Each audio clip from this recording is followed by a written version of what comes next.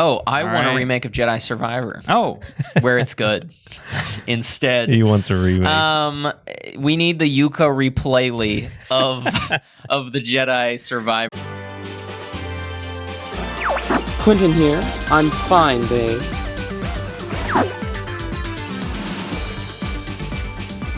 This is Ethan. Nah, I'm gonna go. Don't worry, Devin's here. This is time. Let's rock and roll!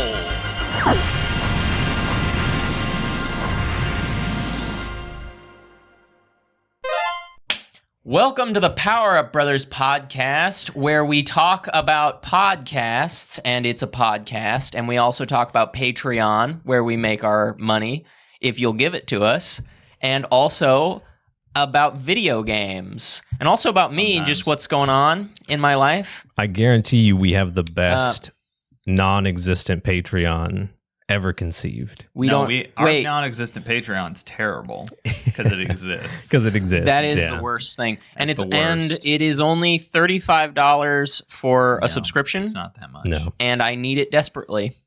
Guys, how's everybody doing? Sounds like Quentin's doing real well. Really doing bad. Yeah, doing real bad. Yeah. I'm doing pretty good.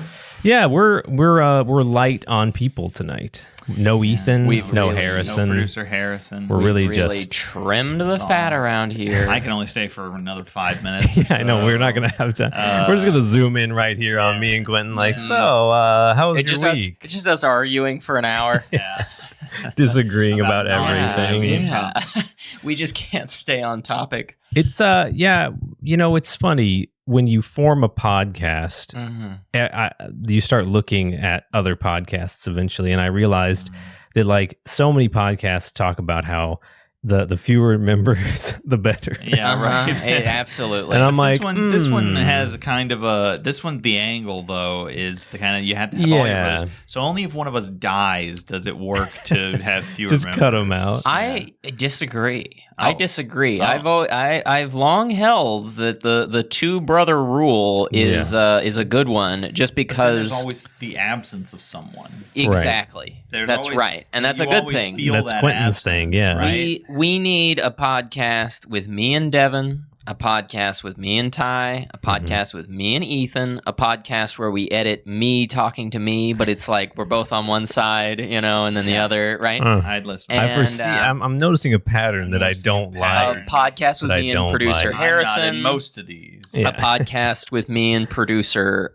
Cameron. Right. And then who else? Who else can we put you in a podcast with? And then nobody else interacts. Yeah, I don't want any. We all just pay attention to you. Yeah, but we have to remain. Yeah, right. That works. We're all there, but we. Well, what are we doing here with this video game podcast? He got close with the correct question, which is what's up.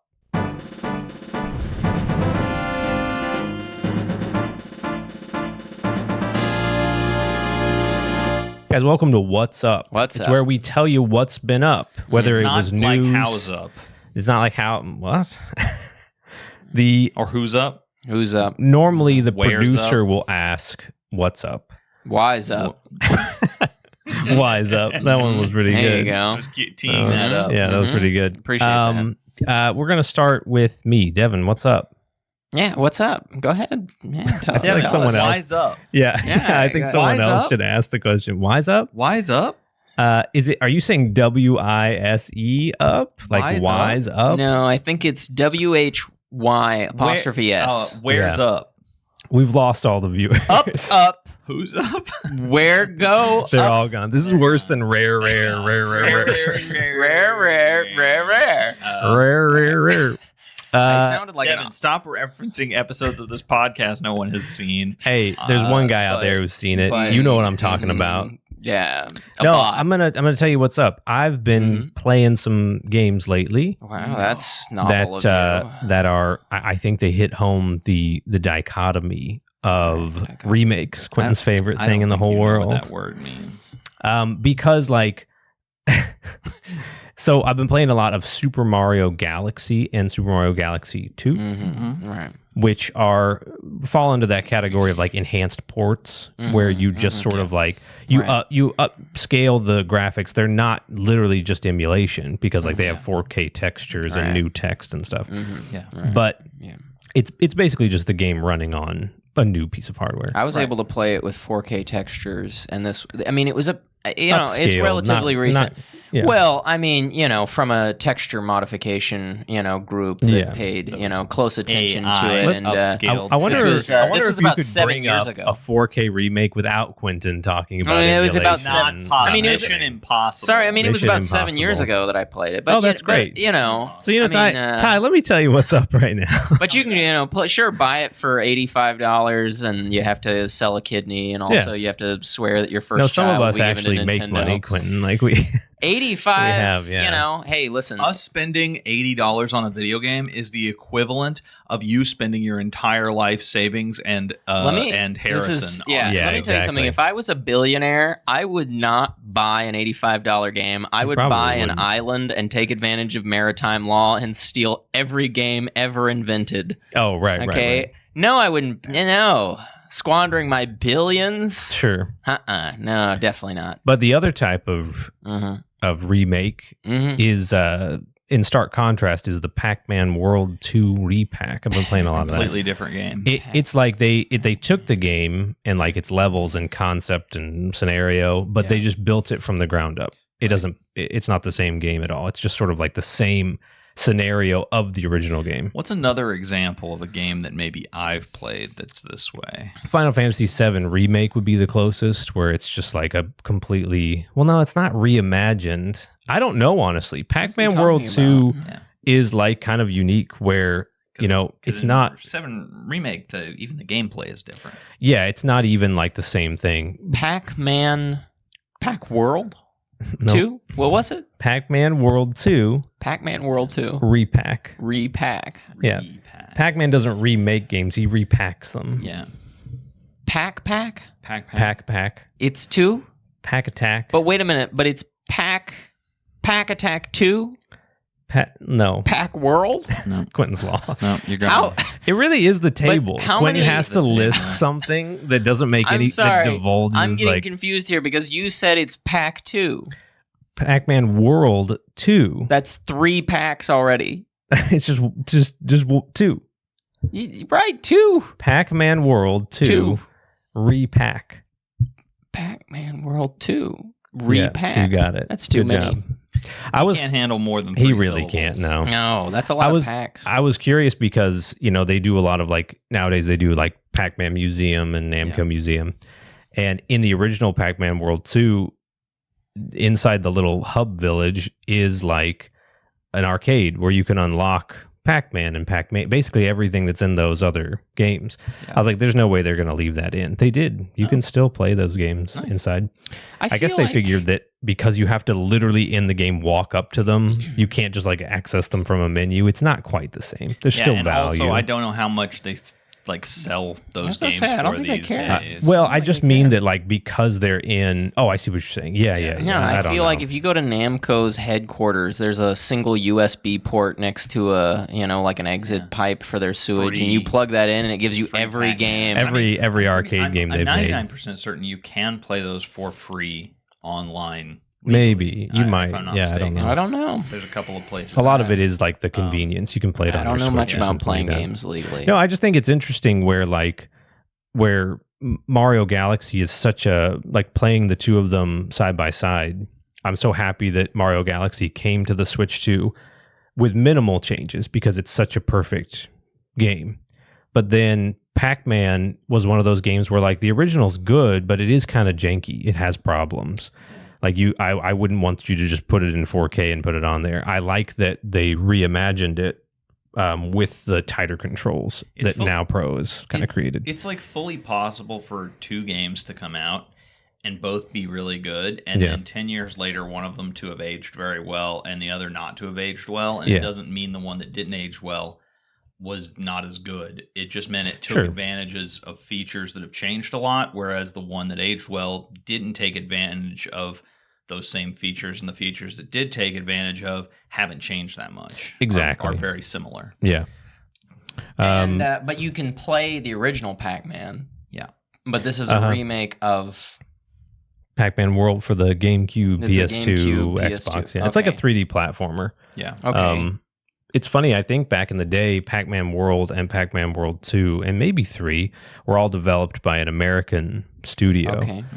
And so like they didn't have Superior studio. they they didn't have that sort of like I don't know how to describe it. There's like a very straightforwardness to Japanese game development. Okay, and like sure. a very like cleanness to the design. And like you can see it a lot in the opening cutscenes. Like in the opening cutscenes, they're much more. They were kind of like bizarre in the first Pac-Man worlds, and they were kind of like very surreal. Whereas like in these, they're more of the cartoony, kind of what you would expect for Pac-Man. And what enhancements does this remake bring to the table? Well, because it's like built from the ground up, it's just that like, so Now Pro remade the original Pac-Man world back in 2022, I think. And it was not the PS1 game at all. Like it was a completely remade. The controls were really tight. It's like a modern platformer with modern features where like you can travel between the worlds much easier. Like things are much clearer. Like your jumps, when you jump up, your shadow has a little yellow ring around it, so it's much easier to tell where you're going to land. So you see, my criteria with remakes is always the question of why should I play this remake rather than just play the original? Because you think, does it add anything? Yeah. What is the reason? Because I think about like Mario Galaxy, right? If there's a remake of Mario Galaxy, you have to tell me why I shouldn't just play it on the Wii, right? Sure. Or why I shouldn't take my Wii disc and plug it into my CD drive, on your computadora, and play it on my computer. Yeah, right. Because if you can legally play your own game on whatever hardware you want. Yeah. Right? Why not? If I, what is it that Nintendo is going to bring to the table? And the same goes for Namco or any remake company. This one obviously has like, it's a from the ground up, so it's a much tighter experience. Now Pro is a much more, that's who developed the game. They're a much more like accomplished developer than whoever made Pac-Man World 2. Right. And they like the gameplay's tighter. They have more content. Like you can get costumes now, and like there's time trial mode and stuff. Okay. But it's interesting because like it is a funny thing where I think Pac-Man World 2 kind of benefited from having a remake because the first game didn't live up to its potential. A really good game was there. They just fell short of making it. And now the remake is like fantastic. It's a much better game. I don't believe that remakes replace the original. The original will always have value. You shouldn't just act like a remake makes the other. Like Metroid Zero Mission doesn't make Metroid obsolete. There's value. An example of that I thought of the Metroid remakes. When you were mentioning games that are different, like Pac-Man World, they're remade, but they're fundamentally like, they don't invalidate the original, but they're really fun. But it's interesting how like I don't think Mario Galaxy needs a full remake because like those games are so perfect that it, like no, if you're gonna put that much work into it, make Mario Galaxy 3, make something new. Can you play with a Pro controller now? You can, yeah. Okay, see that's the most important. Can I enhancement play of it with all. 2 Joy-Cons and still wiggle my Joy-Cons to hit things? Of course, yeah. Why would I do that? Yeah, why would anyone? I didn't say you had to do it. You asked can. Yeah, I mean, I shouldn't be able to. that I think they should take it out of the game. Take it away. That I think is the big Restrict pull me. for most people who don't realize that you could have done this for the last approximately 15 years emulating. Oh, sure. Is that you can stopped at most people. Most people. But the point is that the waggle controls of the Wii, which are the worst thing that has ever been thought of, now you don't have to do. Like when I hear that, I'm you like, can hit okay. the Y button. I'm like, if I didn't know that I could put my disc in my disk drive and then configure, whatever I'm using to not use waggle controls. If I was not aware of that, that would be the kind of thing that would pull me in and say, maybe I will give Skyward Sword a try. I bet a lot of people did that. I will say I'm kind of amazed because Mario Galaxy wasn't designed for a portable system, but like those games are so at home on the Switch 2. I think more so than the Wii, which sounds crazy, but it's because like all of it is mostly intact. The pointer is not as accurate as a literal sensor bar. Yeah, right. But the pointer in Mario Galaxy was it was just to shoot star bits and like occasionally like play a mini game. Yeah.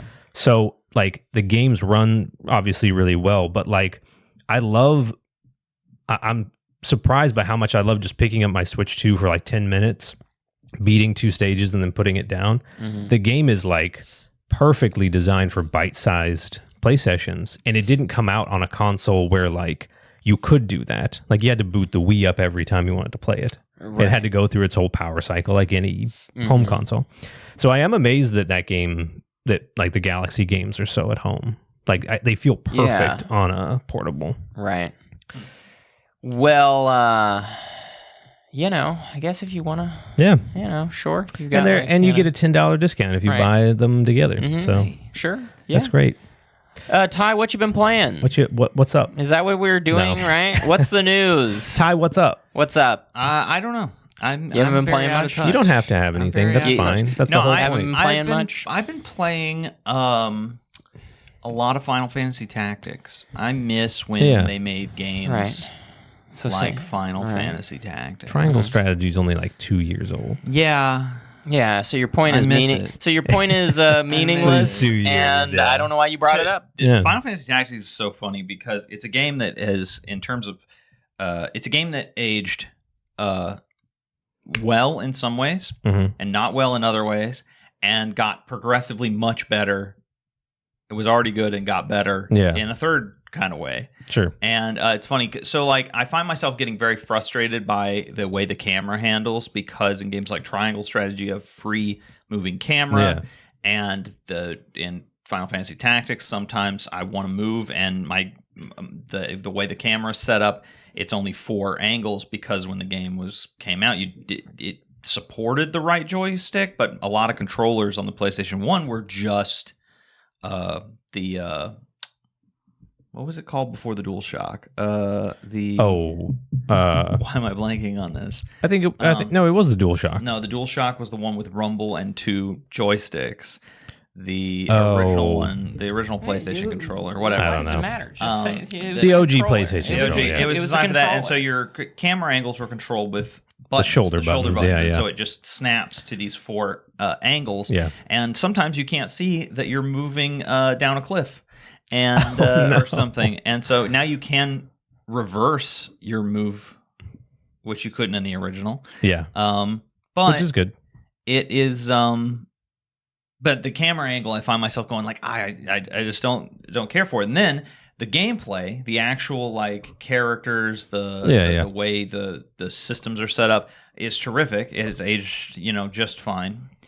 You enjoyed the story a lot too. The story has gotten better. Yeah, the story was good when the game came out. Yeah, and playing it in Year of Our Lord 2025, it's better than it ever was because it is it's prescient. What exactly have they done in this remake that would make me want to play it rather than the original? This one actually has a lot. Okay, let's hear it. All the sprites have been... actually? Pac-Man World does too. Oh, yeah, like a little ring when you jump. Go ahead, I didn't Ty. play Pac-Man World. Oh, boy. Okay? I just mean that this has a lot. Sure.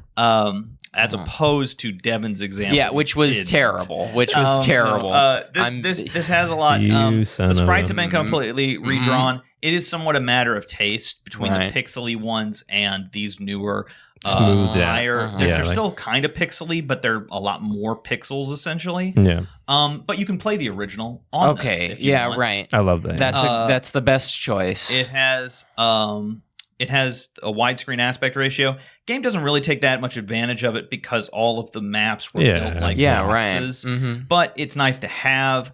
It has redone music that you can switch between.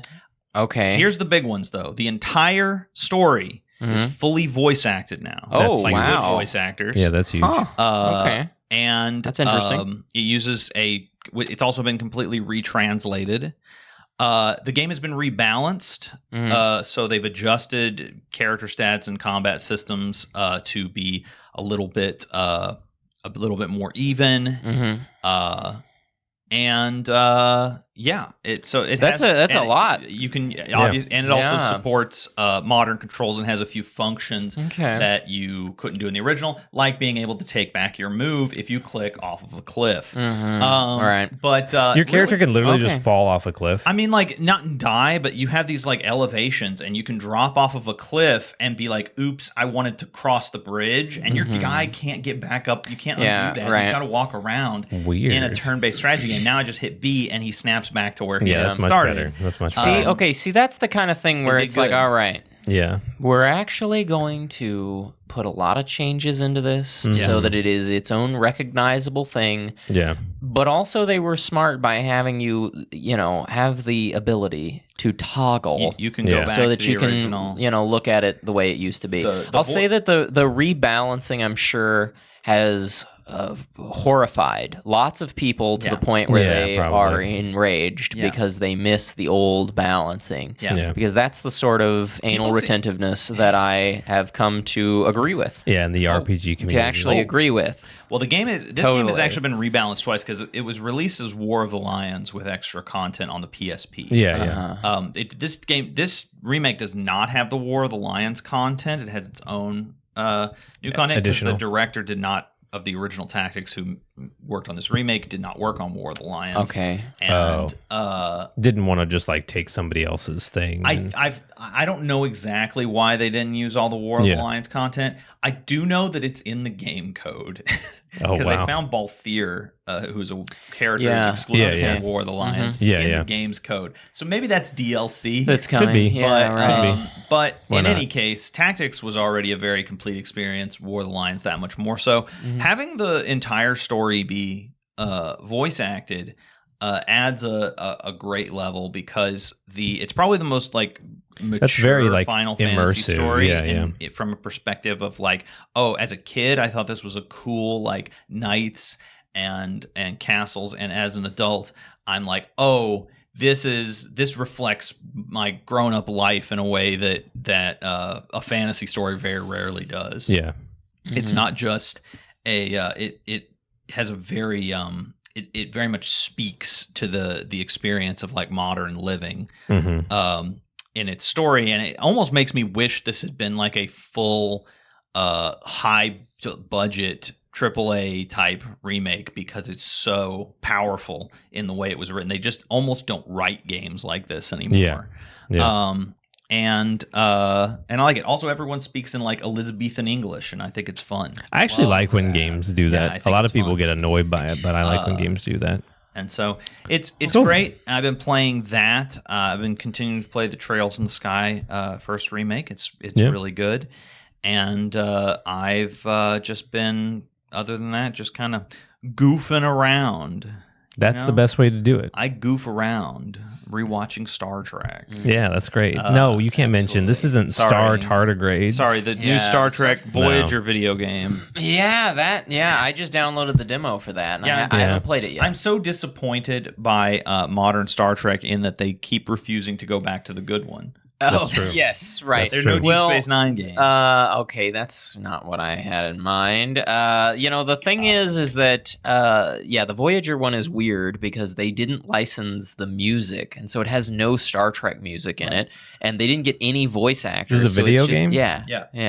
And it's just text, so there's no voice actors, even though they could have gotten every single actor from Voyager. Is it like a text-based? For about $25 a person. Yeah, right. And so it's for the really day. Really confusing.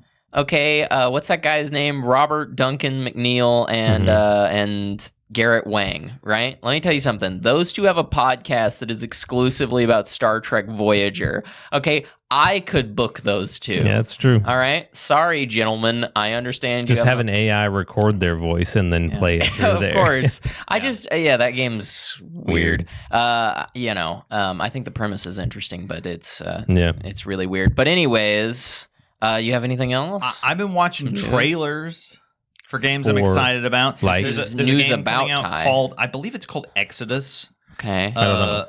Actually, you're out of time. It's made by the Mass It's about Effect. Moses. It's supposed to be Quentin's What's How Up Now. dare you?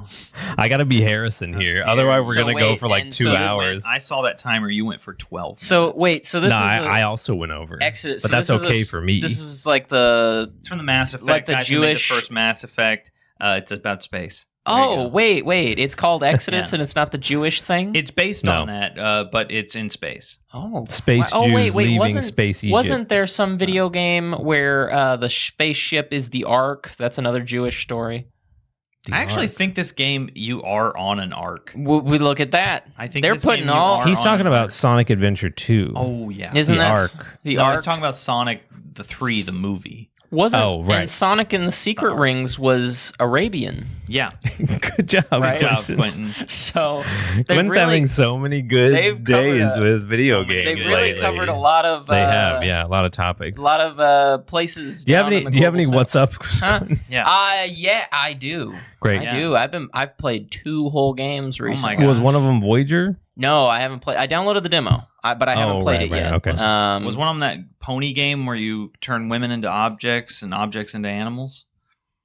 No, that's Harrison's Oh, deal. that's Harrison- right, right. Harrison's into the weird We sex we pervert we games. get you not and me. Harrison confused all the time. Yeah, right. We So look so similar. yeah. No, Basically the same no, person. I don't play the weird sex pervert games that Harrison tells me are actually really good, bro. Just give it a shot. Just give it a shot. You're gonna really like this. No, I played Cultic Part 2 came Oh, out, nice. and I was a little, It's like a little late to the game. Quake-esque game. Yeah, it's a boomer shooter. Yeah. And well, it's like a horror boomer shooter, right? So Yeah, it's a yeah. horror game and a boomer shooter, and it's pretty scary. It's pretty scary. I don't usually play anything or watch anything horror. It's not my Yeah, genre. me neither, So no. I never touch this stuff.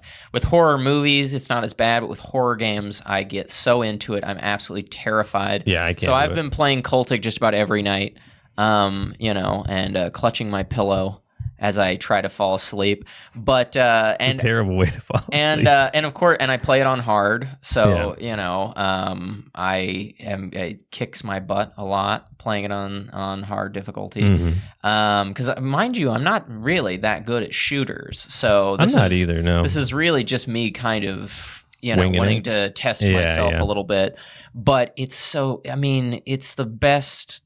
It's the best boomer shooter that I've played in years. I love that style of game. It's like I say, shooters are not at on a large scale my favorite game genre, but I love to play boomer shooters, and this one is just phenomenal. If you're into that genre, if you like the sort of Doom, Quake, that kind of thing, Yeah. play Cultic. Because isn't has it? great atmosphere? It's the same thing where like the bad guys are 2D sprites, but the world is Yeah. 3D. Mhm. Yeah. That's really cool. Right. Yeah. And I mean, They remade Dark Forces, which was that was a really cool which the remake. Dark Forces remake is also phenomenal. I Yeah. don't know if anyone has played that, but That was a game that I get why you remake. It was really hard to play. Mhm. It's very Yeah, hard. yeah. It's very inaccessible because modern Yeah. hardware does not run it very well. Yeah, having No. to, and also having to click page up and page down to aim, Yeah, it was not good. is difficult. Which I'm sure there and are there are lots, ad hoc solutions to that. which but there are, and you I gotta go through Sure, it. yeah. yeah, I've downloaded like secondary programs. It was a but game that could use a remake. could Dark use Forces it. 2 could also. Dark Jedi that would Knight be nice. would be a I great don't remake. know. I think that one's aged so well. It's you know. aged. It's well, aged quite it's well. not but accessible though. I don't it's- think. I think you I need guess- it on modern Yeah. platforms. Yeah, it does take a little bit of tweaking with. Yeah. I know. I think it's AMD's drivers have Yeah. trouble with Yeah. the graphics and stuff like you that. have to get a Voodoo Um, emulator, that kind of Yeah, thing. yeah. I know wouldn't there's mind lot a of graphical reported update issues, either. but I want a full remake in the Jedi Survivor engine. I All want a right. remake of Jedi Survivor Oh, where it's good. Instead, He wants a remake. we need the Yuka replayly of the Jedi Survivor Jedi games. survive again. Survivable. And Surviving. so playing Cultic has been fantastic. The game has great atmosphere. Cool. It's got tons of really tough new enemies. It's scarier than part 1, I think. And because it's been so long since I played part 1, I'm really throwing myself right into the fire, and so I think maybe you're just a big baby and scared of things. I am. When it comes to video games, especially, I'm so scared of. I played horror Cultic games. with Quentin once, and it was too scary. It's I couldn't handle it. I was like, this is too scary. But I've been really enjoying it. So I've been playing that. I don't know how far I am into it. I need to let's play of him playing Alien Isolation. He would die. You know, the thing is, I loved Alien Isolation, and I paused that game about once a minute. Yeah. Where I would just sort of be like, all right. You and Cameron, producer Cameron, I want to see you guys trade off while you play through Alien Isn't there a Isolation. multiplayer Alien game?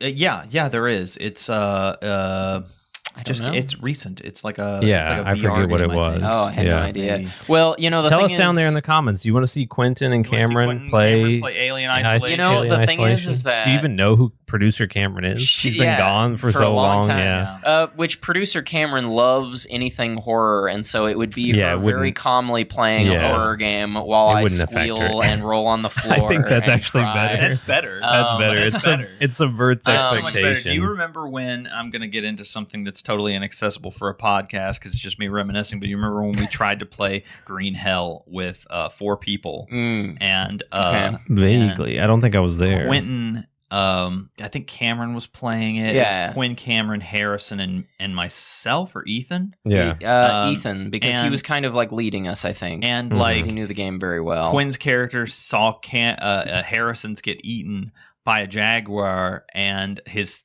sanity meter dropped.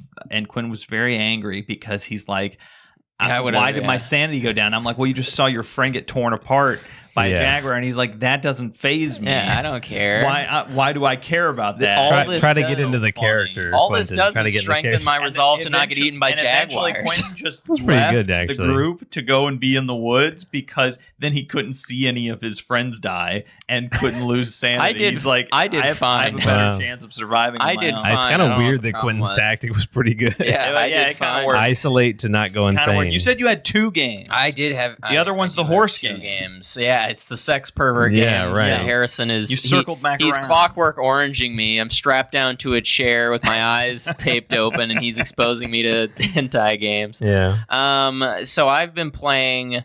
I think it's pronounced Mika or Micah. Yeah. Mika the Witch. Wait a minute, that's a hentai game. The horse game I know is not a hentai game. Mika the Witch is a hentai game. I don't think so, but I haven't gotten that far into it. Cool. The main character is a child, so I hope not. That must have been a mod. Is that the one that's like Animal Crossing, but you're a witch? It's what I would call unashamed plagiarism, the game. Oh, cool. Okay. Oh, is it the 2.5D one, like the pixelated one? No, you really are not doing well. He's shooting in the dark. It's a full 3D game, but is it the movie made by a famous Japanese movie studio? Yeah, but crappy. Where she delivers stuff? Yes. Yeah. No, the game is about. Oh, is it literally a ripoff of Kiki's? It is the most blatant plagiarism that has ever been. Good. And it is so. It's so unashamed of it, right? I mean, it's just like, I just know that the creators of this game are just sort of I'm like... I'm going to say people should plagiarize more. That's a sincere thing. Like, you should be allowed unashamed to plagiarize if you've got a good idea for how to spin something. I don't know. I also think wonder more if shame is a they good thing. pitched it to Studio Ghibli and they were just like, no, don't do it. Well, good. I'm glad Studio Ghibli dodged a bullet. Is this game good, though? Not really. Oh, well. Not great. I'd say no, not great. Yeah, that didn't work. No, and again, the lack of shame in it just sort of gives me the impression that while I'm playing it, the developers are pervertedly watching me through binoculars, right? And they're just like, yeah, play the ripoff. They got your money. Yeah. I mean, it's sick. Got my money. The point is that it's, it's all about this child witch who wants to be a great witch. But she has to figure things out. She's got to deliver things. She's in this new town, and so she joins a delivery service. She doesn't start her own. Yeah. That's a big difference. Do you crash into a little green boy who steals your crap? No, you work for a green boy. Yeah. He's referencing Maple from Oracle. Is it Mabel or Maple? I believe it's Mabel. I think it's Maple the Witch. Maybe it is. It's from Oracle of Seasons. Yeah. Yeah, right. It's from Oracle of Oracle of Seasons. Ages Yeah. as Yeah. Who plays Oracle of Ages? So does she have a little black cat with like long ears? No, she doesn't. This doesn't sound anything like Kiki's Right. Delivery Service. It's about a young witch far from home who has to go into What's a her delivery name? service. Mika? That's not anything like Kiki. Or no, It's wait, not actually not Mika. super close. I think it's Is it Miki? No, I think it's Mika. Okay. Mika. Yeah, bad. so Instead of me Kika. instead of key and ma instead of key. Does that clear it I'll up for you? explain. I don't like that Well made sense, explained. but Yeah. it did make sense. So, and the thing is that like the game, it's like, it looks okay. Yeah. I wouldn't Yeah. say it looks great, but it looks Right. okay.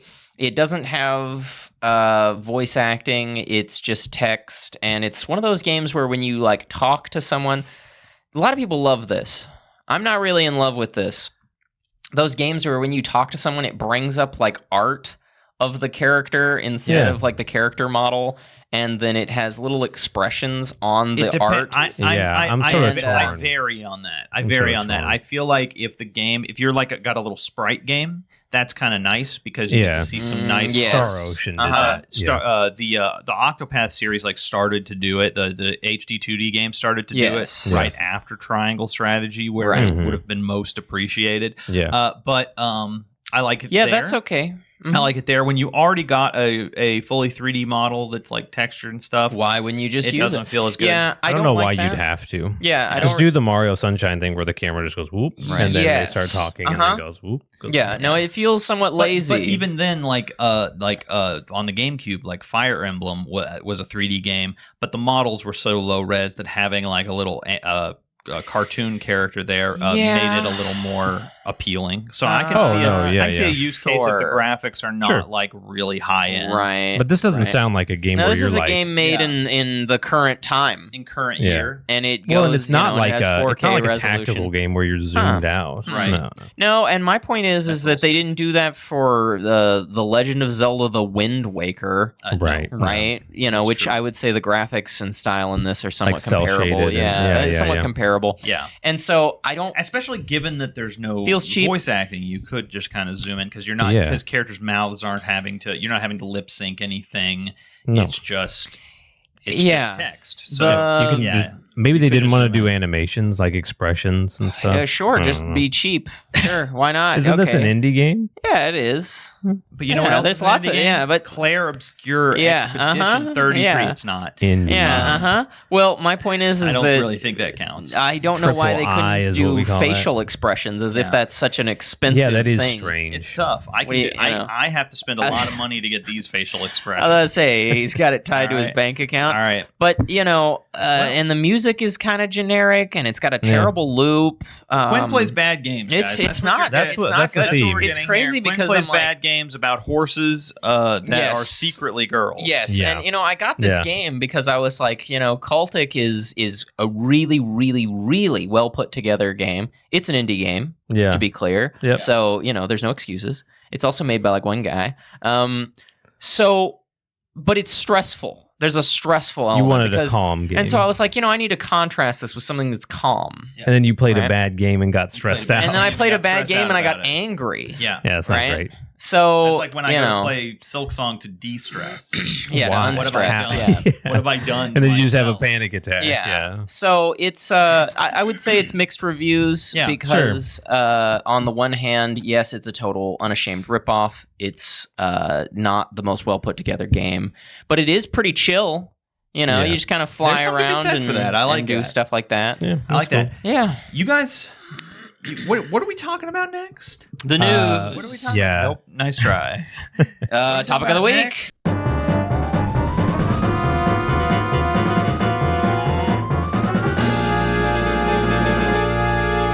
And that was a trick from Devin so that I wouldn't write any topics for the topic bag. It was. Because welcome to now topic it's- of the week, Now guys. it's all his. Is it really? I don't Topic think. de la week. I No, thought it really- I have to have some in there. Still. Yeah, you guys have to. Yeah, We last haven't week it covered wasn't. some- No, Mine. we've had two of mine like in a row. Yeah. Yeah. So I definitely don't have any in there. It's typed. It's It's Devin's. definitely Devin's. Devin, Yeah, right. This is who this is from. Because it's typed. I can see that it's typed. How games hit the pacing sweet spot. So I don't remember writing this. No, I'm just kidding. I don't really know how to tackle No, it exactly. yeah. So, like, how do you think a game, and this doesn't have to be a really long topic, but how do you think a game does it? Like, what is it? Because games are so different. Like, the pacing that I want from Animal Crossing is not what I want from Mario Odyssey. It's a simple mathematical value with a couple of variables that you think so? Plug in. You think it's just math? Yeah. Like, okay. Yeah, I think it is math, and I wish I had like a chart because I could show you. It's like you can plot it on a graph, and it kind of looks like a swoop upward, like a swoop. Okay. Instead of like a straight line going upward, it swoops, and let me tell you why. Because in the beginning of the game, things are kind of slow, and toward the end of the game, they get exponentially faster to the point that the end of the game, it feels the game ends when you have the most stuff to do. And here's why: more so than a movie, games are not like a linear build, and there is kind of a formula to them. And it's because in the beginning, you want few things to be happening because the player is getting introduced to mechanics and ideas. And at the end, you want the most things to be happening because the player has come to master the mechanics of the game. I agree. And so in basically every case, perfect pacing looks kind of like that curve. Now, what does change, and the reason there are variables to this, is the kind of game that you're playing, how many mechanics are there in the game, and how hard is it to grasp. Sometimes that curve is going to look a little bit differently. But in general, I think it will always be roughly the same shape because if you throw a bunch of mechanics at the player at the front and then the end of the game is just all flat, like you're just doing the things you've done the whole game, it's not going to feel like perfect pacing. It's only going to feel perfect if right up until the end, right as you're mastered the game's mechanics and they could become boring or repetitive, the game starts throwing things that are not mechanics but are new experiences at you one after the other right up to the end. Yeah, that's true. Quentin, what do you think? I have no idea how to answer this question. To be honest with you, I have no idea. I think that it heavily depends on what genre of video game you're playing. Yeah. Right? Because if I'm playing a story game and I'm in it for the story, I don't care how many new mechanics they put forward, right? Yeah, sure. If I'm playing a story game, I look at it the same way as any other story medium, right? Where how do you pace a story well? That's not a game, though. You're not playing a game at that point. It's a game. It's interactive. This is a whole different topic. That's a whole different topic. Yeah. Well, the thing is that it differs somewhat because with a movie game, right, the pacing is mostly, a question of the space of actually playing the game and the story sections, right? Sure. And so the space between those. But then inside of those, there's its own individual pacing, right? And so I think that the problem with the pacing discussion is that it largely comes down to tolerance, right? Because if something is really fun, right, I can tolerate the story pacing issues more, right? No, that's true. But if the story is really good, I can tolerate some video game. Well, but you can still acknowledge. Like, I love Dragon Quest. I think you can separate the two things that we're talking about. Where I'm talking about playing a video game, and Quinn's talking about watching a movie. No, but those are the best video games. When you talk about a story in a game, you could have a game that is, from a gameplay standpoint, very well paced, but the story's all over the place. Sure. Or you could have a game that is all story and there is no pacing to the gameplay. True. And so I think those things don't escalate in a cohesive manner. One is completely independent of the other, right? Sure. Like the game's gameplay might escalate and become more complicated, and the story becomes even simpler, or vice versa. They're independent of one another. Here's a game that I played when it first came out. Yeah. Okay, so it's been a little while. Was Uncharted 4. Okay. I like the Uncharted series, even though I haven't played the most recent. Sure. Right. I haven't. There's one that I haven't played. It's like a. Did you drop out when Nathan Drake was gone? Yeah, I kind of was like, oh well, I didn't really want to restart with different characters just because I was kind of like, all right. I'm kind of like make a new game. Like I don't know. Well, it was fine if people wanted to kind of have a different experience, but I kind of was just like. Yeah, I've kind of. I felt like 4 was such a nice conclusion that I didn't really need anything. But you thought 4 was well paced? I thought 4 was wonderfully paced. The story or like the game itself? The story and the gameplay were both, I thought, wonderfully paced. The way they would break up the exploration sections with the sections where you're in combat, I thought was very nice. It gives lots of room for exploration. The combat was, very neat, and so I wouldn't say it was the bulk of the game, but I thought it worked really well. Yeah. The grappling hook.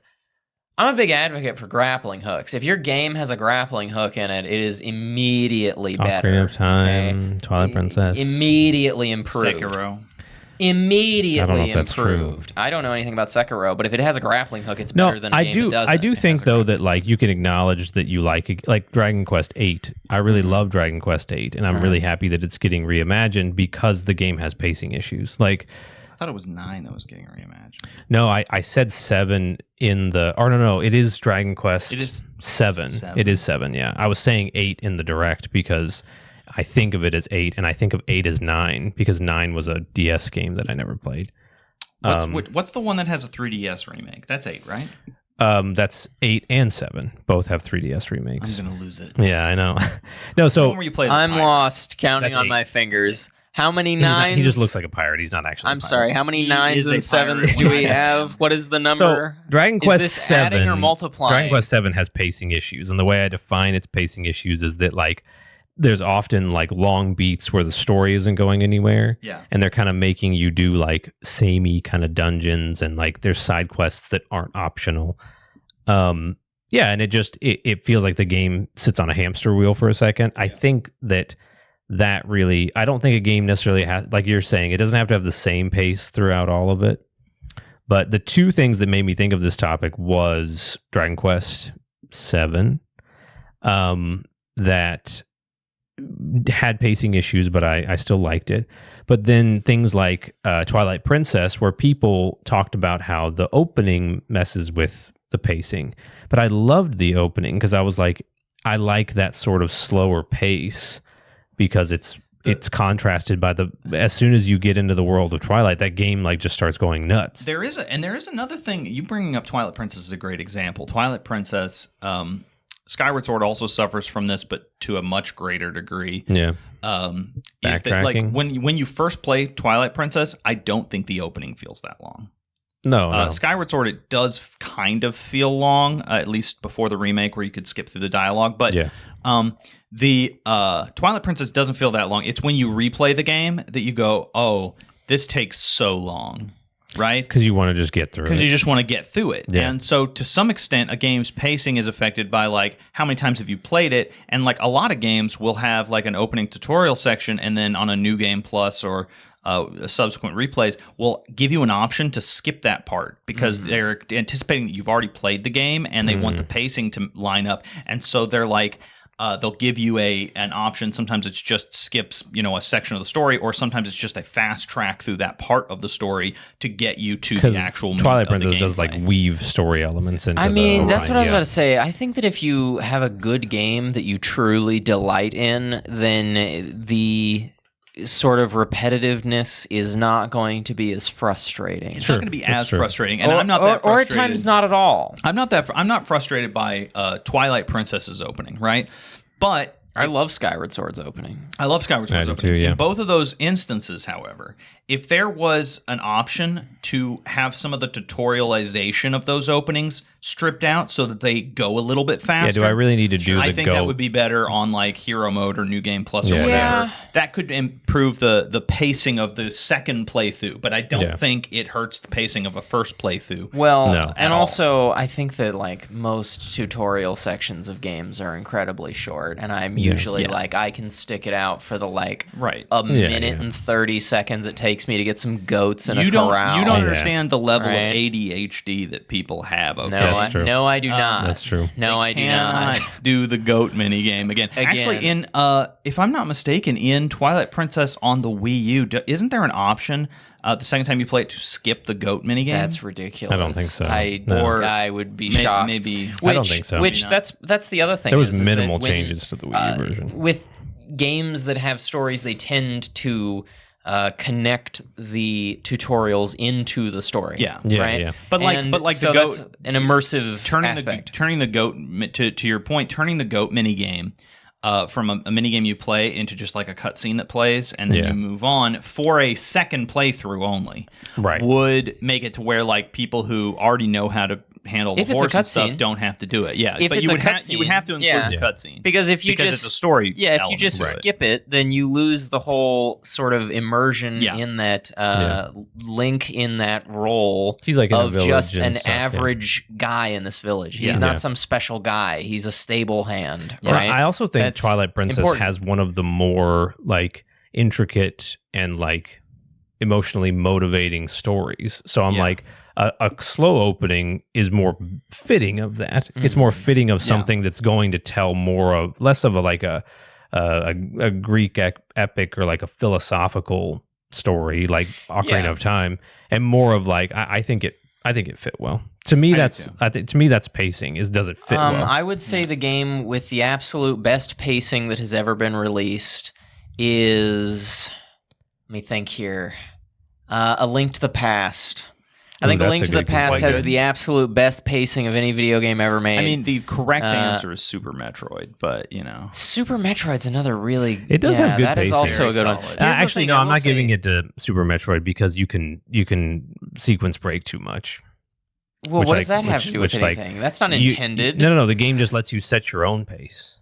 Oh, well, kind of. Because I mean, you can sequence break in the game. But the same goes for A Link to the Past. But I'm talking about dungeons. Super Metroid like as like the intended. No, that's true. And it actually, perfect. Because you can do the dungeons out of order, I would say honestly, that a little bit, not too much. Though. Metroid Dread has really great good pacing. Well, Metroid Dread is one of the best games I've ever played in my life, which is shocking because I think Dread is my favorite Metroid game. And you beat it? It is really good. I did. Right? Yeah. He didn't beat it on Dread mode though. Right. It took him approximately 18 years to beat the game, and then he didn't. We're officially clowning on Devin for Metroid. So next someone topic. Asked me if Silk Song was harder than Dread on Dread mode, and I didn't know how to answer that. I asked. Yeah. You. Is it better?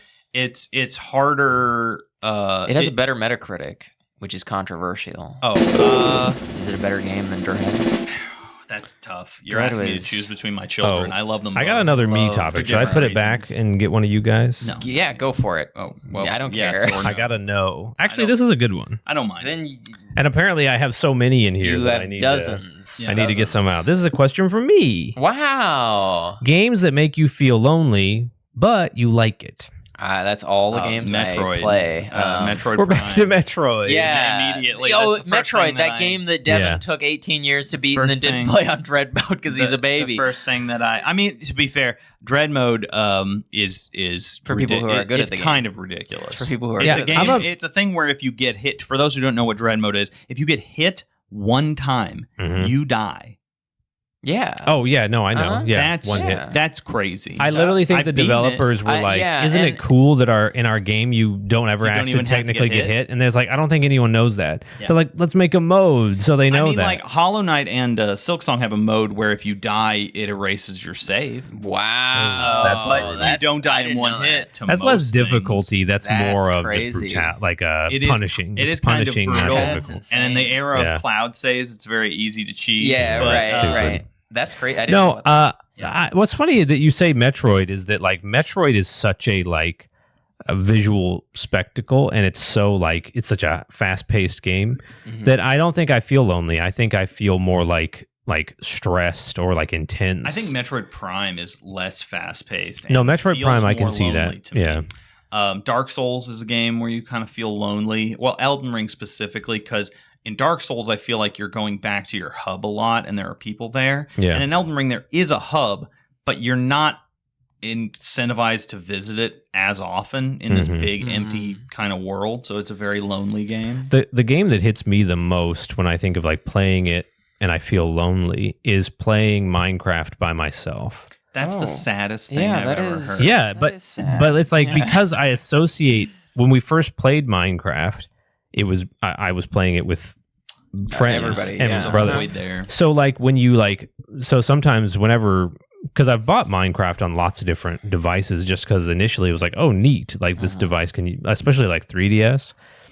I bought Minecraft one time, and it was Java. and it was when it was in beta, and it was like $8. Isn't that funny that you can just you paid $8? I never bought it again. But you still own Bedrock Minecraft by that logic. They didn't they didn't charge people for Bedrock. No, I have Bedrock, and now they've made it completely free on pretty much on Android, and so I've played it on Android. But that's the funny thing is that like I think that's what it is that I mean Minecraft is already kind of like the music in Minecraft is very like lonesome and almost sad. Yeah. But it's that feeling of like I'm doing something that normally I would be doing with my friends, but I'm just doing it alone. Mm-hmm. It's almost impossible to not feel lonely. But what's funny is I really like playing Minecraft by myself. Yeah. That's why I added me that too. little like, but I like, but you like it. It's sometimes fun to be lonely. You know what game makes me lonely, and I don't know why? Is Stardew Valley.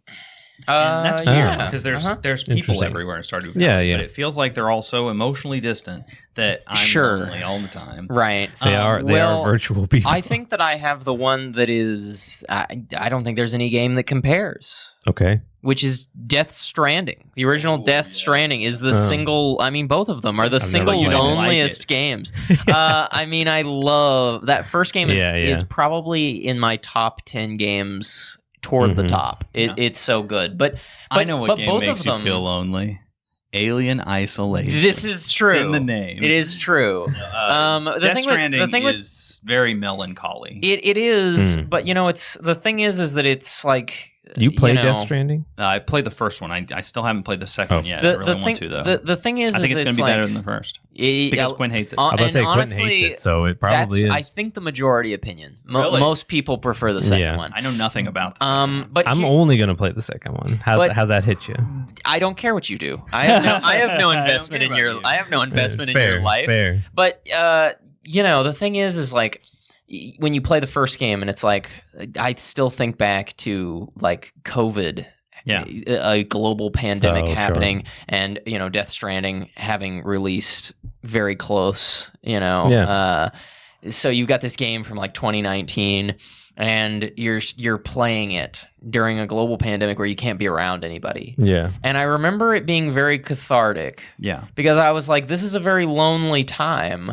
And I'm playing as this guy who Death Stranding is so good about connecting you with the characters where you really you're rooting so hard for this main character. Yeah. And so there's a little bit of a sort of like the sort of connection there sort of decreases a little bit the suffering of being alone. And so it's obvious. Yeah, so it's great. It's cathartic. But it is like the loneliest game. And then you play the second one, and anybody who's watched the trailers, so this is not a spoiler, but if you've seen the trailers, if you haven't, don't skip ahead. But the baby that you see in the trailers gets killed, right? Yeah. And it's like, oh, that's a big thing, that you're feeling this absence. And that carries with you the entire game. Sure. And so that game's even lonelier, right? Where you just have that kind of hanging over you all the time. But in the case of the second game, I loved that loneliness in some ways more than I loved the loneliness of the first game because it was, I think, the best thing about the story of the second game. The baby dies in the second one. In the second one. Yeah, I can't believe they put that in like one of the earliest trailers. You see, but you remember the sort of like it's very clear that the baby dies. Yeah, they say right. A voiceover where somebody's like, "You killed Lou." Yeah, so right. Like, what? Why would you put that? Why would you put that in there? Maybe he comes back. Maybe. The point is that it's hits you with that loneliness. It hits you with vibe. it, and so it's like even though I don't really love that game, I think that Kojima kind of made a little bit of a a dud. Well, I think it was more of like I'm trying to appeal to a wide audience, when in the first one I didn't care about appealing to a wide audience. And so, but he's the point trying is, to appeal to a white audience, is what you were saying? Yeah, well, that too. Which is why you didn't like it. Yes, that is correct. Yeah. But yeah, so I think those games are the perfect example. They are all about loneliness. Sam is literally a guy who is disconnected from the world. He has a phobia of human contact, right? Literally no touch. No, yeah, he's Mr. Lonely. Yeah. You know, he's like the loneliest man. He's the loneliest man in the world, and so it's just interesting. I think that, that's perfect. A game can make you feel lonely, but you still want to play. Like, I definitely think that the three of us, especially, but all four of us to an extent, associate video games with being social, like with being with other people. But yeah, I just think it's interesting that sometimes I'm like, man, this game makes me feel really lonely. I can't wait to play it. Right. Yeah. Well, again, I think that it's. I think we engage with media to experience emotions that. Sometimes there are emotions that we feel in our regular lives, and sometimes there are emotions that we don't feel. You know, I don't feel frightened in my regular life that often unless Quinn's coming over. Right. And the constant threat. Right. and bringing my bag of bugs. Yeah, right. I gotta stop doing that. Stop doing that. Have fun, beauties. Every podcast. But yeah, I play games that are scary because I like feeling, scared. I like that thrill and excitement, even though that's something I don't get in my regular life. So even if you're somebody who doesn't feel sad or lonely often, you might engage with sad or lonely media to experience those emotions in a safe place. True. Well, and then there's people like me who play sad and lonely games because I relate to them. Well, the thing is that you're playing a sad and lonely game, and presumably with a protagonist who is sad and lonely. Makes you, and it's kind of one of those things where it's like, happiness shared. Is twice the happiness. Except Minecraft, where the protagonist is me. Well, but he's all alone. He's all alone. Because you're all alone. That's true. And he gets exploded by a zombie, just like me. My point was that double the happiness if you share happiness, but it's half the sorrow if you share your sorrow with another person, right? Well put. And so I think that it's sort of like when I'm like, again with Sam, where I'm like, he's lonely. I'm lonely. Yeah, I'm a little less lonely now because I have this other person with me, and so beautiful. I think, we are all lonely. We're all lonely and miserable, Sam and old. We're all old. We're all so really old. How do you make I had someone tell me that they were like, Rachel said something about me being the youngest, like in personality, and they were like, they watched the podcast and they're like, oh yeah, I could tell you were the youngest of your brothers, and I was like, I'm not the youngest. He's not. But Beard Boy over here makes me look well, especially because the way my sensibilities about the world are very old when I'm talking about video games. I think it's the way you dress too. You're much more jaded. I'm much more jaded about the whippersnappers and their video games.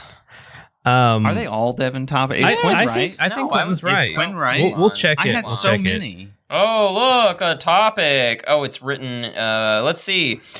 The involution. Oh, that's a V. He just wrote it wrong. The evolution of PC games. And that's a tie question. Hey, we found a not Devin question. A tie question. No, wait, I need that.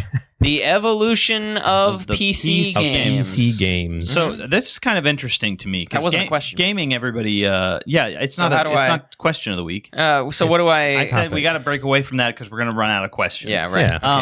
Okay. This is an interesting one I want to talk about because we know that like video gaming basically started out on PC, on DOS, early sort of Pong kind of thing. Video game consoles weren't, but it quickly got subsumed almost by consoles. Yeah, I do think technically the first one wasn't a PC. It was a predated personal computer. Pretty sure that Pong is traditionally definitely thought of as the first. The first one. No, it's not Pong. It's these two guys. They created. It is Pong, but it's not called Pong. You can't have a gaming console before gaming existed.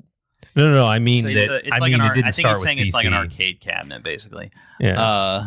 It didn't start with personal computers. I don't believe that either. Yeah, we're gonna. It was like 1969. You're gonna edit in the fact check, aren't you? But what I want Devin, it just says Devin. That's what I thought. What I'm interested in examining is at some point when video games started moving on to video game consoles, PCs didn't get the same kinds of games. No. They got a very specific type of game. Yeah. You didn't have a whole lot of like 2D platformers coming out on PC anymore. No. You had like Missile Command came out on PCs. You had stuff like that. And then over the years, that was largely true into the 90s and stuff. Every once in a while, a console game would get ported to PC, but PCs had very specific kinds of games. And then in modern day, though, we, for anybody who's basically younger than we are, they probably think of PCs playing all the same games as consoles because these days they basically do. Consoles even consoles are becoming more homogenous. Consoles started getting PC games too. I think most people think of that as an objective W, and I agree in a lot of ways. But there is a little bit of me that misses when the GameCube had GameCube games and the Xbox had Xbox games. Yeah. I mean, I was just talking about boomer shooters being like beloved, and obviously that is an outdated, not as popular style. Because I played those as a kid, and so of course that's a form of PC game that's not exactly the most mainstream compared to other shooters. And so when I think of that, I'm like, this, here's the thing. When we talk about evolution of video games, and I'm in the discussion, that I'm going to be the one to say, we don't need them anymore. They need to stop. They should have stopped making video games. They made all the video games, and we don't need them anymore. Name a video game series, and I'll tell you where it peaked. Tron 2.0. Oh, yeah. We were just talking about on the Toilet Talks. I was going to say, Tron 2.0, which is exclusive to our Patreon, patreon.com/PowerUp Brothers. They peaked with that Typing game. of the Dead. I don't know what that is. Typing. I don't know what that is, so I can't tell you. Is that a thing? One of the things I think about PC games is mostly, and this part is still true. Yeah. If a game required a mouse or a keyboard, it was pretty much PC exclusive. Sure. And to some extent, it still is, although they're starting to bridge that gap a little bit. So a lot of strategy games like StarCraft and Homeworld is a game series I really liked. Those were classical PC games, right? And attempts at console ports were somewhat ill-conceived. Yeah, like StarCraft 64 had to really fundamentally change how you play the game. Yeah. It was fun. It's fun. But you command groups. And it has an interesting story elements. Yeah.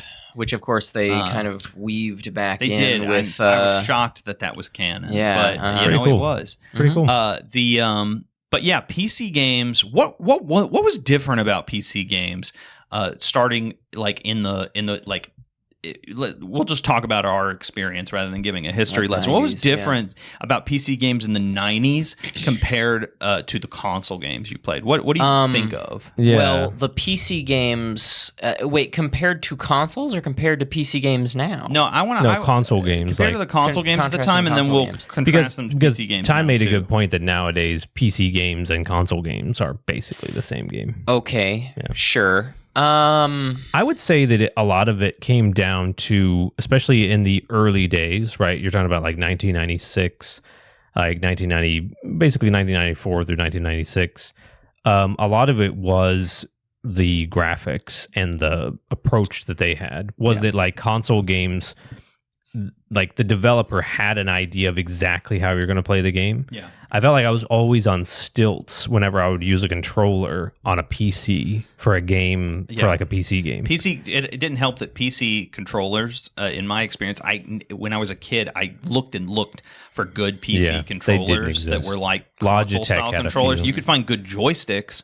You could, regular controllers were terrible. Yeah, well, I mean, I agree that graphics is a component of it, the difference, but I would say just the capabilities overall, including mechanical capabilities. The scope of but games because the other thing is that like when because they're assuming you're going to use a keyboard and mouse, so you have so many more keys on a keyboard than you ever will on a controller, and so that helps necessarily. Was the game Dark Not Forces necessarily. a PC exclusive? Dark It came out in the early 90s. I think so. Yeah. It wasn't. Wait. I think it came out on PlayStation 1. No, I was about to say, I don't know, to be honest. I didn't. Producer Devin. No, let's see. Is it there? Hey, was it an exclusive?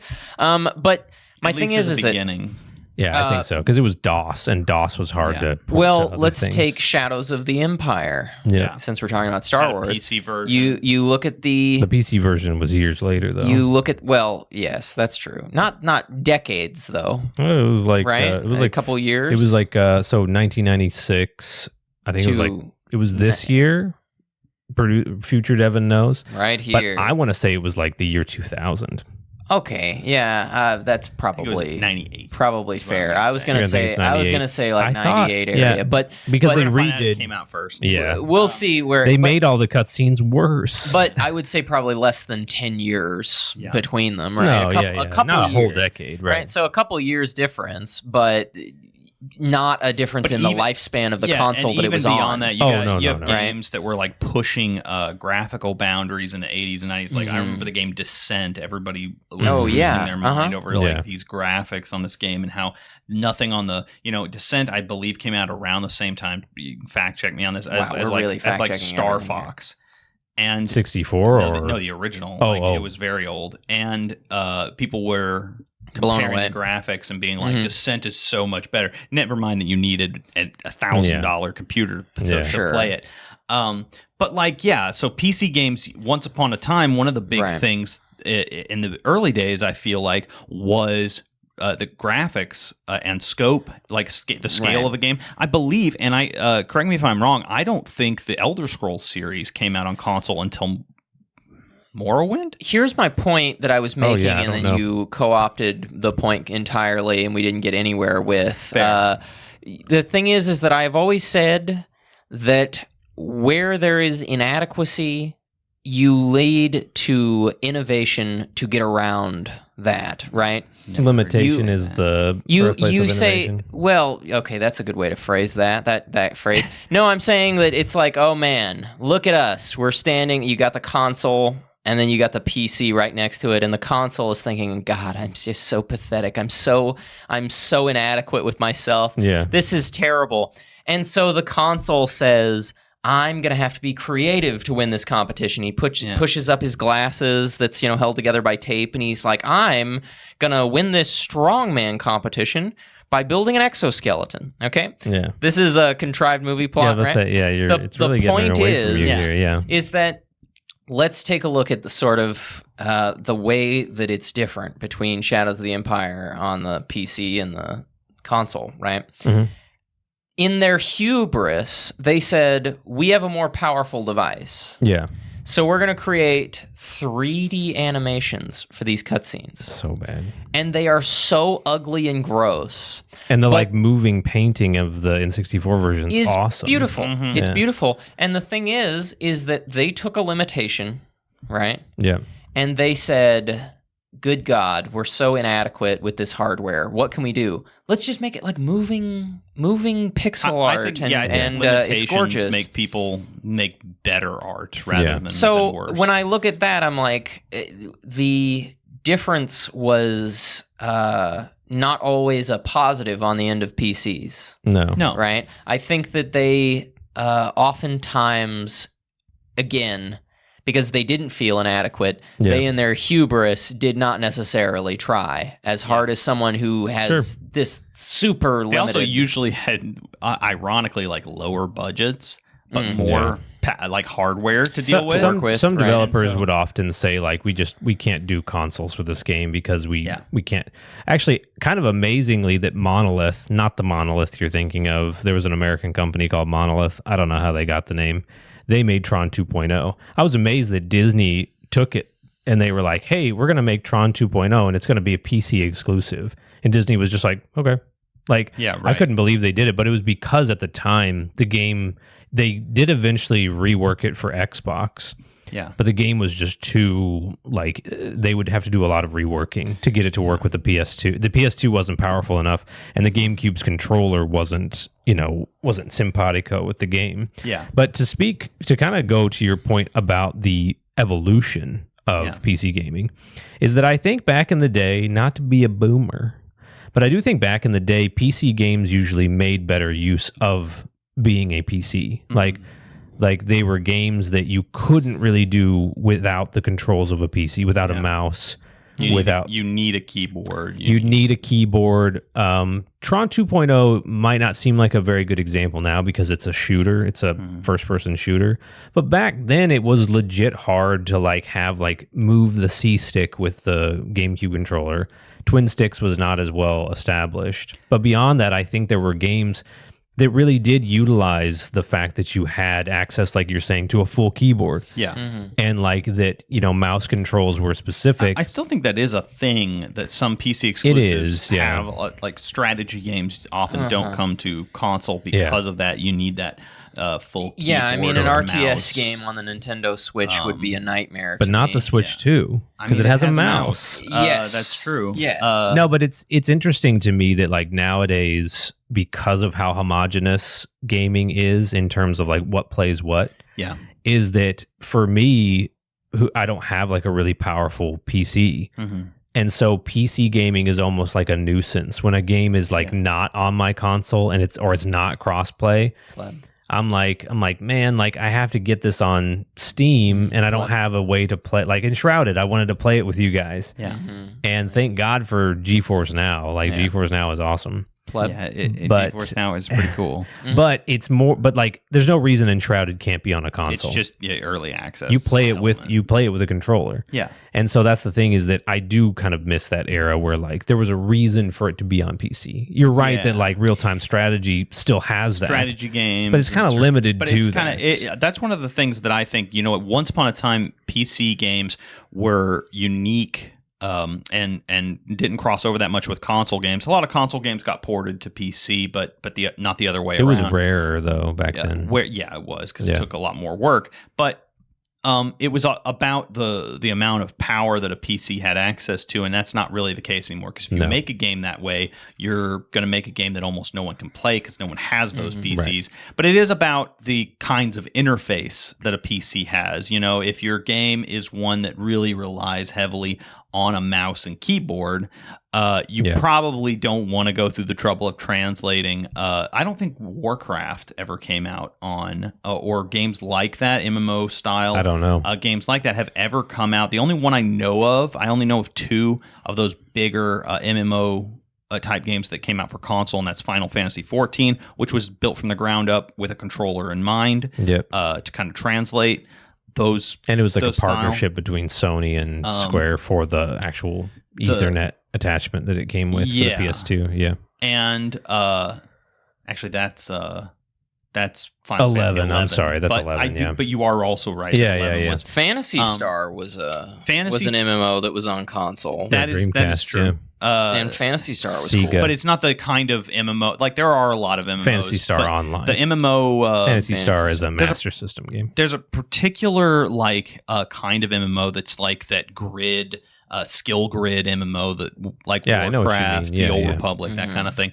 The only ones that are that I know of that have come out on console are Final Fantasy XIV, which is built that way, and Star Trek Online, which the console version is very different. Yeah. A very a different interface. Can you believe that they're still updating Star Trek Online? They just they make a new expansion for Star Trek Online once a year, and it still doesn't look great. No, and it looks terrible. And I don't know why. MMOs just don't die, man. I'm sorry. There cannot be more than 12 people playing Star Trek Online. People still play. People play. No, I don't. I know very few MMOs that have died because I think it takes a very small community to keep an MMO going, and for some of these, it's so cheap to develop new content for them that as long as you have a couple whales, right?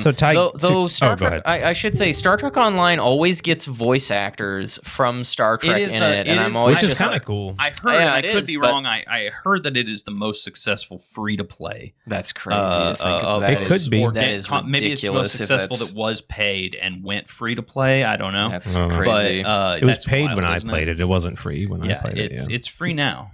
Mm-hmm. I just remember that I really wanted a Star Wars online game when we played it. Yeah. So I just made my character Han Solo, and I was just what's the closest to the Millennium Falcon? Right. So you had a Defiant. No, I ended up with a Constitution because I love the Constitution class. Well, that is not the Millennium Falcon. I was Han Solo aboard the Enterprise. Okay, that's cool. So Ty, what was I want to know?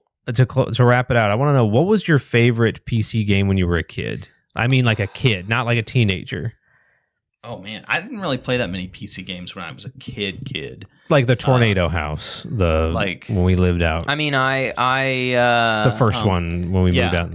I like it. That's a bit tricky. I really liked the game Descent, although I only played the third one or the second one. I saw you play DS9 The Fallen a lot. DS9 The Fallen was a lot of fun. Played that in the house. But I think my favorite one, which I got in that house, was Homeworld, the original Homeworld. Oh, that's right. That was a incredible game. I've loved that game series.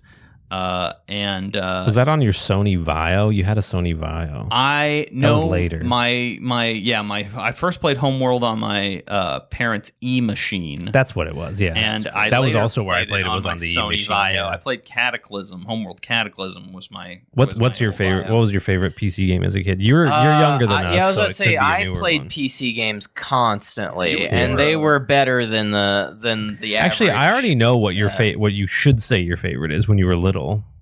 For PC games? Yeah. I don't know how little we're thinking. Like here. a kid. You're not a teenager or an adult. You're a kid. You can pick any point when you're still a kid. The original and actually both KOTOR games. Oh, really? Okay. Yeah, KOTOR. I played. I actually forgot that. Yeah, you're so young. I played those as a kid. Yeah. You also played Spelunky as a kid. KOTOR is not exactly a brand new game. I thought KOTOR but I was exclusive for a long time. And I found out it was an on Xbox, right? On Xbox, yeah, I played it on Jedi PC. Knight, Outcast. I played it again and again and again. Yeah. But you realize that wasn't like the first game that I played. No, but I was like, so young. I think I was a teenager when Dark Forces. Or no, I wasn't. Dark Forces 2 is one of the best games I've ever played in my life. Jedi Knight, the original I'm going to say that Dark Forces 2 is. The problem is that when it comes to PC games, I'm always just like, and this is the best game that was ever made, and this is the best game that was ever made, because like I love the KOTOR games, especially KOTOR 2. Yeah. And so when I'm thinking like RPG, I'm thinking I'm gonna go play, KOTOR. When I'm thinking boomer shooter, I'm like Dark Forces 2. I've played that a million times. So it's hard for me to kind of place what the PC game was. Yeah, for me too. Like I remember, I legit loved Mario Tejas Typing 2. I never played the original. That's fun. But I legit. Okay. The first time not the first time, because I think I heard Charles Martinet in Mario 64 before that. But my favorite PC game when I was a kid is not really a game that you would think of with PC. That's just where I ended up playing it. Was Tigger's Honey Hunt. I remember Tigger's Honey Hunt, which if you go play it right now, it's a legit good like 2.5D.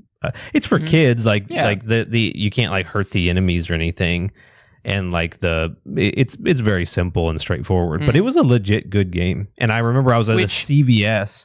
And it was in the clearance section, and I just begged Mom if I could get it. And I don't know why I was begging. It was literally like $4. Yeah. And she was like, okay, but you're going to have to do extra chores. Yeah, right. For $4. You were like, extra. Plus 0 plus, 0 is, 0 times 2 is 0. I still have my Tigger's Honey Hunt. I have no doubt. Jewel case, I made a mistake, because there was a game that I will be remiss if I did not mention that contested Homeworld for young Ty's attention, which was Mech Warrior 2. Oh yeah, that was actually that was up there. Mech Warrior was a good PC game. I love it. I should also say that like if we're stretching out the word kid a little bit, then StarCraft was also huge. I played StarCraft 2. I never got into any RTS games. And StarCraft 2, I think I played.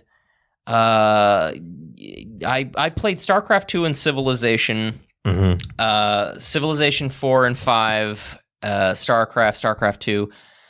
I think I put so much time into those games that sometimes I look back on it and I'm like, I could have been a NASA astronaut if I had just I had just tried that hard at anything else. But I loved those games. I was absolutely obsessed. Good with topic, those Ty. games. Thank you. Good 2 topics, Devin. No one ever tells me I have good topics. These guys hate me. Good one topic, they're Devin. I'll let you guess which one Well, it was. you know, Yeah. Well, we're gonna fill out that topic bag. Yeah, we got to. Yeah. Fill out We've that. got- I was gonna say, I topic think bag. I'm just the one who puts the most in Yes, there. no, that's I have exactly the most what it is. ideas. Guys, if Yeah. you're still here, thanks for being here. If you haven't subscribed already and you're still Subscribe. here, that's insane. Go subscribe. You clearly like this. That's crazy. And go to our Patreon, which is patreon.com/powerupbros. / You don't have to say. Don't backslash. You don't have to say /. Don't backslash. Because guess what? The whole internet when will someone end. says /, they assume /. I assume backslash. No, I thought you meant backslash. That's crazy. Guys, That's power a up. crazy thing to say. Power Up Brothers. Patreon.com / Power Up backslash. Brothers. Hopefully, by the time we're Backslash saying Power Up this, Brothers. by the time you're hearing this, we actually have it up. Yeah. I can't believe we don't have it up right $5 now.